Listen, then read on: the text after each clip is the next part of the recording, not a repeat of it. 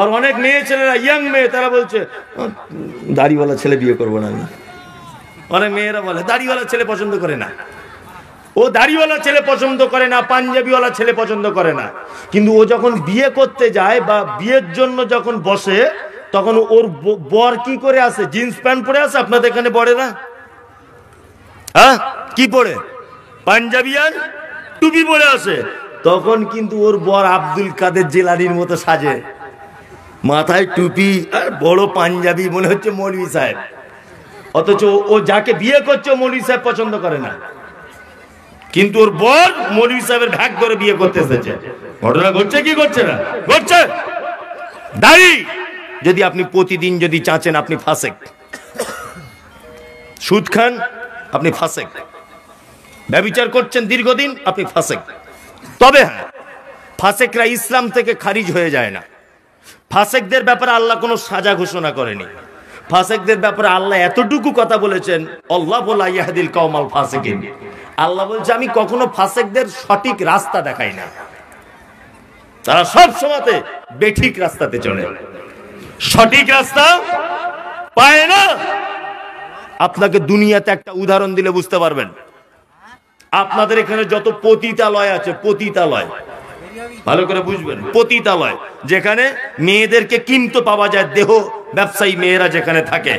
আচ্ছা বলুন তো, আপনার দাড়ি নেই, পাঞ্জাবি নেই, টুপি নেই, আপনি যদি ওই জায়গায় যান, কেউ আপত্তি করবে? কেউ করবে না, কেউ বলতে যাবে না যে আপনি কে। কিন্তু একটা দাড়িওয়ালা নামাজি লোক, কপালে দাগ হয়ে গেছে, এইরকম লোক যদি এরকম পতিতালয়ের রাস্তাতে ঘোরাফেরা করে, আর পাঁচজন কি বলবে? চি চি চি চি চি, আস্তাগফিরুল্লাহ, তোর মতো লোক বাধা নাই।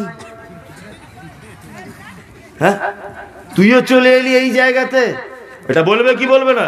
আচ্ছা বলুন, ও কোশ্চিন কালে কোনোদিন যেতে পারবে? পারবে? পারবে না। আল্লাহ তাআলা বলেছেন আল্লাহু লা ইয়াহদিল কওমাল ফাসিকিন। ফাসিক যারা, তারা ভুল পথে চলে সারা জীবন, কিন্তু যারা ফাসিক নয়, আমি আল্লাহ সুবহানাহু ওয়া তাআলা তাদের সঠিক রাস্তায় চালাই। আপনি দাড়ি রাখুন, আপনি পাঞ্জাবি পড়ুন, আপনি অবশ্যই বেঠিক রাস্তা থেকে আপনার এই দাড়ি পাঞ্জাবি আপনাকে বাঁচাবে। বাঁচাবে না? অনেক পাপ কাজ থেকে বাঁচাবে। বাঁচাবে কি বাঁচাবে না? এটা ঠিক বলতেও আমরা পারি, মাথা দুলাতেও পারি, মানতে পারি না। মৌলভী সাহেব মানবো না, আপনার যত হাদিস আছে চালিয়ে দেন, তাই তো? জি। এবার একটা মানুষের পরিচয় আপনাদের সামনে দিই, তার নাম মোমেন। কি পরিচয়? মোমেন। মোমেনের পরিচয় আমি আস্তে আস্তে করে দিচ্ছি, এবার আপনারা শুনতে থাকুন। মুনাফেক হলো, ফাসেক হলো, মুশরিক হলো, তাই না? এবার আপনাদের সামনে বলছি মোমেন কারা। মোমেন হলে জান্নাত পাওয়া যায় ইনশাআল্লাহ। আমরা সকলেই হব। নিয়ত করুন তো, এখন থেকে আমল করব ইনশাআল্লাহ। আল্লাহ বলছেন বিসমিল্লাহির রহমানির রহিম, ইন্নামাল মুমিনুনা আল্লাযীনা ইযা যুকিরাল্লাহু ওয়াজিলাত কুলুবুহুম ওয়া ইযা তুলিয়াত আলাইহিম আয়াতুহু যাদাতুহুম ঈমানা ওয়া আলা রাব্বিহিম ইয়াতাওয়াক্কালুন। আল্লাহ মুমিনের গুণ বলছেন। আল্লাহ বলছে মোমেন তারা, এক, মোমেন পাপ করবে, অন্যায় তার হবে, ভুল হবে, রাতের অন্ধকারে এসে আমার কথা স্মরণ হয়ে গেলে সে তখন ভয়ে থর করে কাঁপবে। এটা মোমেনের এক নম্বরের গুণ। দুই নম্বরের গুণ আল্লাহ বলেন আয়াতুহুম যাদাতুহুম ঈমানা ওয়া আলা রাব্বিহিম ইয়াতাওয়াক্কালুন। আর মুমিনের দ্বিতীয় নম্বরের গুণ হলো আয়াতুহু যাদাতুহুম ঈমানা। তার সামনে যখন আমার নিদর্শনাবলী যখন পেশ করা হবে, তার ঈমান আস্তে আস্তে করে বেড়ে যাবে। কোরআন তেলাওয়াত শুনলে তার ঈমান কি হবে? বেড়ে যাবে। আমার জীবনের একটা বাস্তব ঘটনা, কোরআন তেলাওয়াত করলে ঈমান বাড়ে? বর্তমানে বাড়ে? বাড়ে না। বরং তো ইমাম সাহেব যদি 2-3টা আয়াত বেশি করে যদি তেলাওয়াত করে, ওকে সতর্ক করছে একটু আস্তে করে গাড়ি চালাও। বলছে কি বলছে না? বলছে। আমি কিছুদিন আগে এইবারে যখন যাই ওমরাতে, আমার তো ট্রাভেলস খোলা আছে, সহিহ সুন্নাহ ট্যুর অ্যান্ড ট্রাভেলস, ওমরায় যাওয়ার জন্য। তাই 40 জন লোক নিয়ে গেলাম আগের বারে। তা আপনাদের এটা উত্তর দিনাজপুরের একটা লোক গিয়েছিল আমার সাথে। সত্যি যে কোরআন পড়লে মানুষের চোখে পানি আসে তার একটা দৃষ্টান্ত। উত্তর দিনাজপুরের যে লোকটা গেছে ও লেখাপড়া জানে না, চাষিবাসী মানুষ, বাংলা ভালো বুঝতে পারে না, এইরকম একটা লোক, অশিক্ষিত লোক। তবে লোকটা খুব ভালো, নরম লোক, কোরআন মাজিদ পড়তে পারে না। ও আমার সঙ্গে সঙ্গে ঘুরে ভয়ে হারিয়ে যাবে বলে আমার কাঁধ ধরে ধরে রাখে যে আপনার সঙ্গে আমি ছাড়বো না, আমি তাহলে হারিয়ে যাব এত লোকের ভিড়ে। যাই হোক, আমরা তাওয়াফ করতে যেতাম রাত 10টা থেকে 6টা পর্যন্ত একভাবে তাওয়াফ করতাম, মাঝখানে ফজরের নামাজ পড়তাম। প্রথম ইমাম যিনি, ফার্স্ট ইমাম আব্দুর রহমান আস-সুদাইস, আল্লাহু আকবার, আজি সাহেব প্রমাণ। উনি যখন ফজরের সময় তেলাওয়াত করেন, Ethiopia, Tanzania, German, Japan, Kuwait, পৃথিবীর বিভিন্ন দেশের মানুষ, বিভিন্ন ভাষার মানুষ হাউ হাউ করে ডুকরিয়ে ডুকরিয়ে তারা কাঁদে। আল্লাহু আকবার।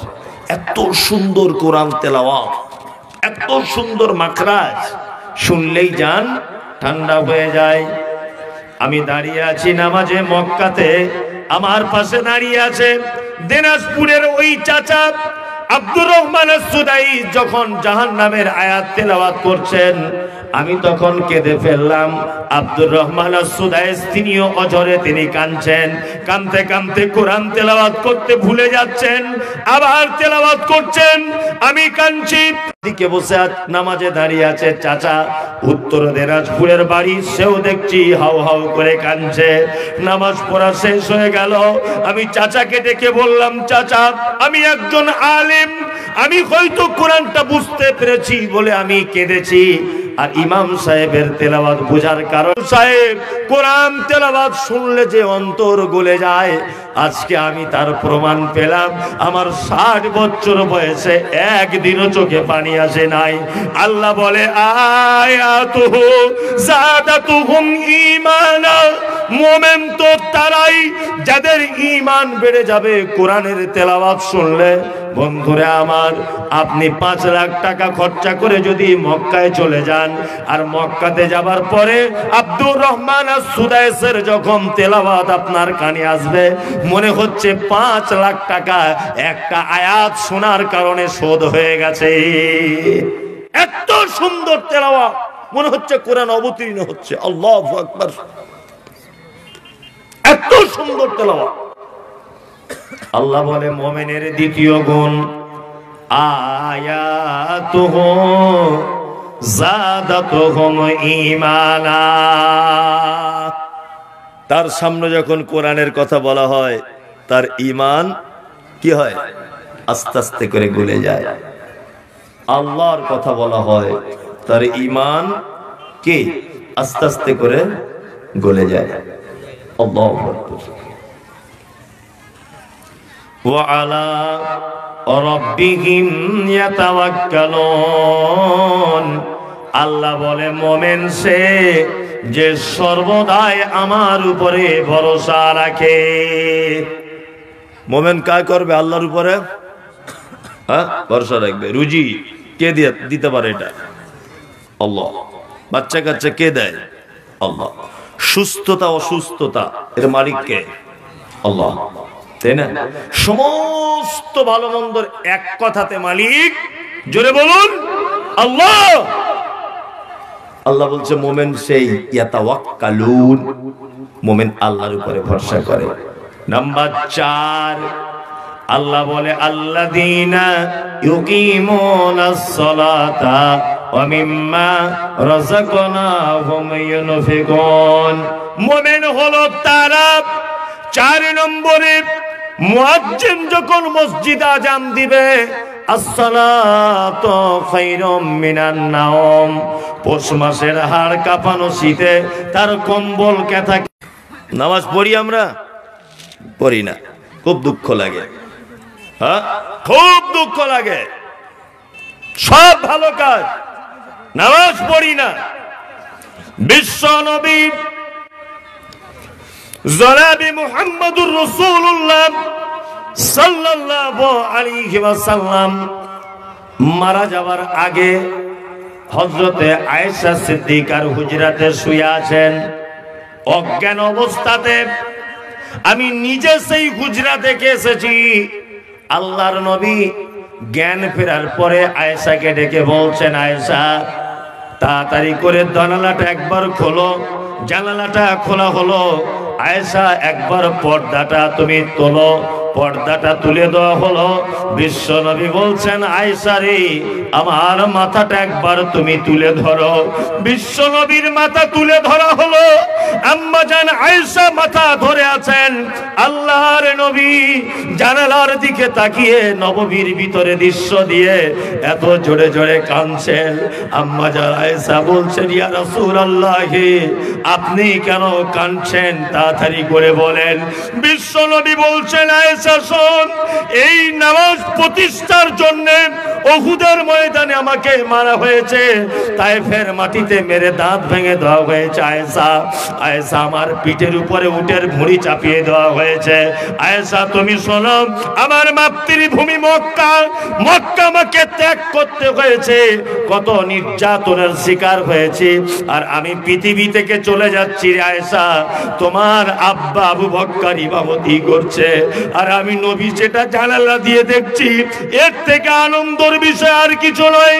বিশ্ব নবী মারা যাবার আগে বারবার কটা কথা বললেন, আসসালাত আসসালাত আসসালাত আসসালাত। উম্মত কখনো নামাজ ছেড়ে দিও না। ওমা মালাকাত আইমানুকুম, আর শুনে রেখে দাও, ওমা মালাকাত আইমানুকুম, তোমরা তোমাদের স্ত্রীদের সাথে, তোমরা তোমাদের দাস দাসীদের সাথে কখনো যেন খারাপ ব্যবহার করো না। বিশ্ব নবী পৃথিবী থেকে চলে যাবার সময় দুটো কথা বলেছিলেন। এক নম্বর আসসালাত, উম্মত নামাজ ছেড়ো না। ওমা মালাকাত আইমানুকুম, আর কখনোই যেন বাড়ির বউদের সাথে অসৎ ব্যবহার করিও না। দাস দাসী, তখন দাস দাসী ছিল, এখন বউ আছে, এদের সঙ্গে অসৎ ব্যবহার করিও না। অনেক পুরুষ মানুষ আছে মেয়েদের সঙ্গে অসৎ ব্যবহার করে, করে না? করে। কি যে নির্যাতন! বর্তমানে মেয়ে হওয়াটা বড় অপরাধ হয়ে গেছে। অপরাধ নয়? আল্লাহু আকবার। 1.5 লাখ টাকার মোটরসাইকেল না হলে বিয়ে হয় না। আপনাদের দিকে আছে সব? আছে? আচ্ছা, কি অবস্থা! অথচ মুহাম্মদ সাল্লাল্লাহু আলাইহি ওয়াসাল্লাম তিনি বলেছেন, কি বলছেন? যে মেয়ের বাপের 1 টাকা খরচা হবে, 1 টাকা, এরকম ইসলামে কোনো জায়গায় অপশন নেই। 1 টাকা খরচা হবার জায়গা নেই। অথচ ছেলের বাপ, আসলে মানুষ তো বোকা, মানুষ খুব বোঝে কম। তুমি জানো ওই মেয়েটা তোমার বেটাকে কত কিছু থেকে বাঁচিয়েছে? ওই মেয়েটা যদি বিয়ে না করতো তোমার বেটাকে, তাহলে তোমার বেটা প্রতিনিয়ত মোবাইলে খারাপ ছবি দেখে পতিতালয়ে ছুটত। তোমার বেটা জিনা নামক পাপে লিপ্ত হতো। ওকে তুমি এত ছোট করো, ও তোমার বউ বলে। তুমি জানো পৃথিবীতে তুমি কোটি টাকা দিলেও যে সুখ বৈধভাবে কোথাও কিনতে পাওয়া যায় না, বৈধভাবে, সেই সুখ সেই শান্তি তুমি তোমার স্ত্রীর কাছে পাও। তুমি এটা জানো? তোমার এমন এক জায়গাতে একটা ঘা হয়েছে বা ফোঁড়া হয়েছে, পৃথিবীর কাউকে তুমি দেখাতে পারবে না। এমন এক জায়গাতে হয়েছে, একজন নারীকে তুমি দেখাতে পারবে, কোনো পাপ নেই, সেটা তোমার স্ত্রী।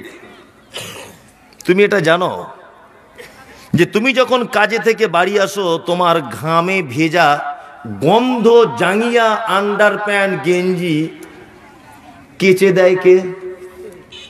তোমার বউ। তুমি এটা জানো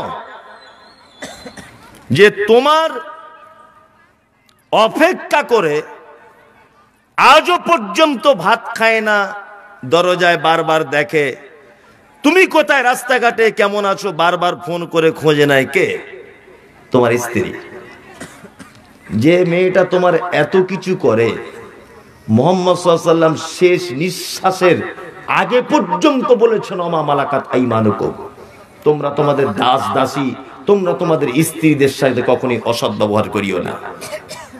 আহা, কত যে মেয়ে দেখতে পাওয়া যায়, কত যে মেয়ে স্বামীর অত্যাচারের কারণে পাগল হয়ে ঘুরছে, ডিভোর্স নিয়ে নিয়েছে, তাই না? হচ্ছে কি হচ্ছে না? একটু ভালোবাসুন ওকে।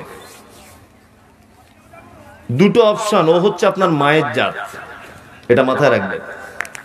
আপনি ওরই মতো কোন নারীর পেট থেকে পৃথিবীতে এসেছেন, আজকে না হয় ও আপনার স্ত্রী। কি বললাম বুঝলেন? খুব। আর একটা কথা বলে রাখছি, যেটা নিয়ে বাজারে খুব বেশি কলরব হয়।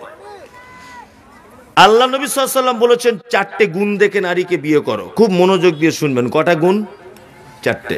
1, তার সে সুন্দরী কিনা। 2, তার টাকা পয়সা আছে কিনা। 3, বংশ ভালো কিনা।